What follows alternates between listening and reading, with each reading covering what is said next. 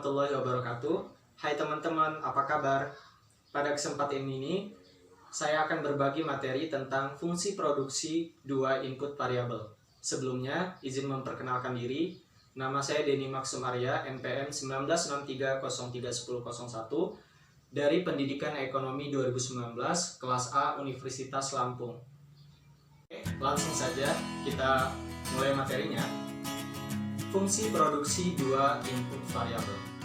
Definisi dalam bagian ini, kita melonggarkan asumsi adanya faktor produksi yang tetap, baik itu barang modal ataupun tenaga kerja, yang barang tersebut dan modal tersebut bersifat variabel.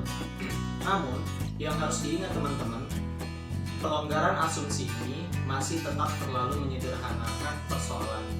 Sebab, dalam kenyataan, faktor produksi variabel yang digunakan dalam proses produksi lebih dari dua macam. Untuk itu, kita akan mulai membahas fungsi produksi dua input variabel. Ada dua macam pendekatan kurva. Yang pertama, kurva isoquant.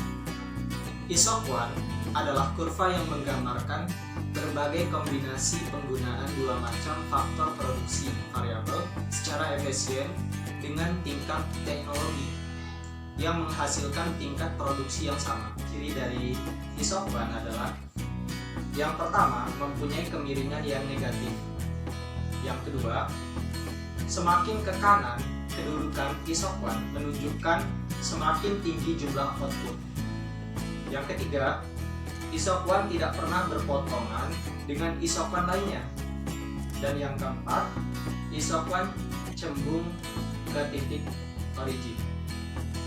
Kemudian ada beberapa asumsi isoquant teman-teman.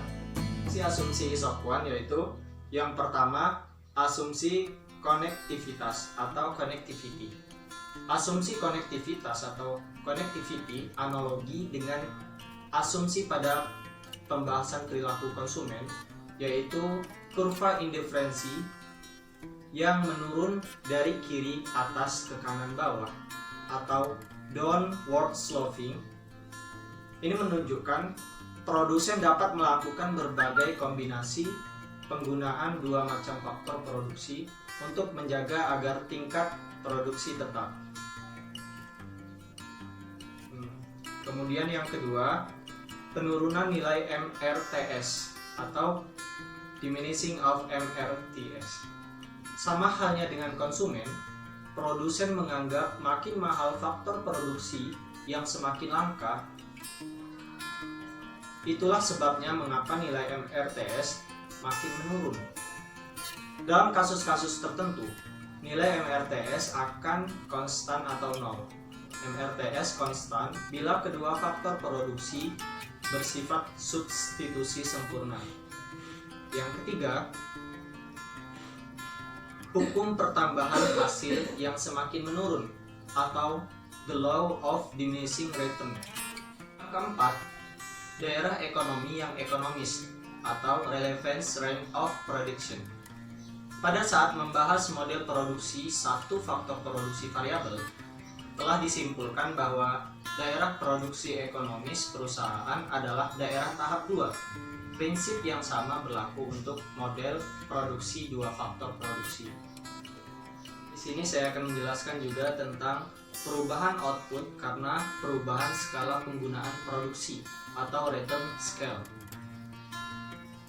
Konsep yang ingin menjelaskan seberapa besar output berubah bila jumlah faktor produksi dilipat gandakan, itu yang pertama ada skala hasil menaik atau increasing return to scale, di mana jika penambahan faktor produksi sebanyak unit menyebabkan output meningkat lebih banyak, itu menunjukkan bahwa fungsi produksi memiliki karakter skala hasil yang menaik atau increasing return to scale.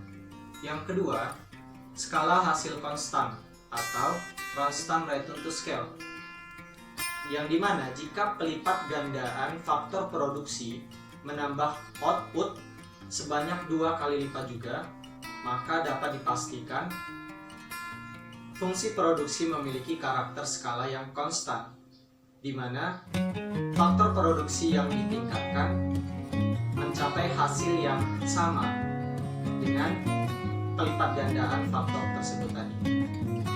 Ini yang disebut dengan constant return to scale atau skala hasil konstan. Kemudian yang ketiga ada decreasing return to scale, di mana jika menambah satu unit faktor produksi menyebabkan produksi output bertambah kurang dari satu, maka itu dapat dipastikan fungsi produksi atau outputnya menurun. Nah, ini dapat kita sebut dengan decreasing return to scale atau skala hasil menurun.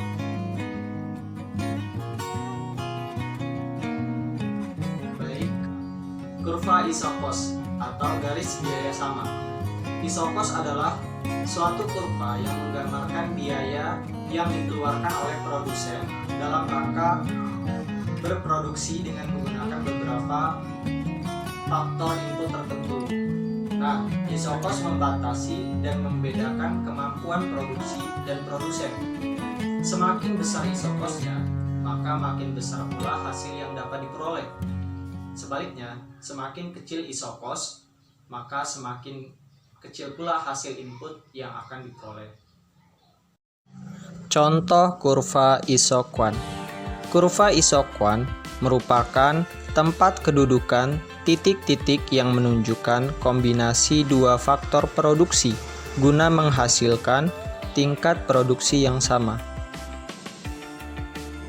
Nah, sedangkan isokos adalah kurva yang menunjukkan kedudukan dari titik-titik yang menunjukkan kombinasi faktor produksi yang dibeli oleh produsen dengan jumlah anggaran tertentu.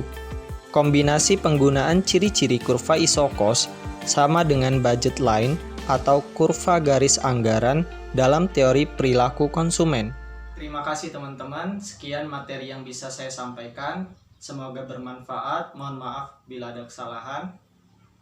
Tetap semangat, tetap produktif dalam menjalani aktivitas. Saya akhiri, wassalamualaikum warahmatullahi wabarakatuh.